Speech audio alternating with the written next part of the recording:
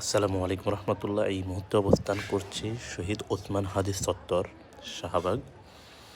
আপনারা ইতিমধ্যে জেনেছেন শহীদ ওসমান হাদি জানাজার নামাজে লাখো মানুষের সমাগম ঘটেছে, যা ইতিহাসে বিরল এই বাংলার বুকে। তারই প্রেক্ষিতে আজকে শহীদ ওসমান হাদি চত্বরে ওনাকে যারা নৃশংসভাবে হত্যা করেছেন সেই হত্যাকারীদেরকে ধরে দৃষ্টান্তমূলক শাস্তির দাবিতে রাজপথ উত্তাল হয়ে রয়েছে। আমি এই মুহূর্তে অবস্থান করছি ঠিক জাতীয় জাদুঘর, শহীদ ওসমান হাদি চত্বর, ঢাকা।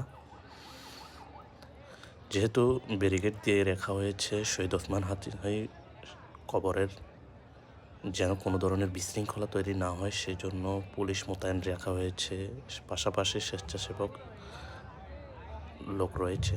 আপনারা সবাই শহীদ ওসমান হাদির জন্য দোয়া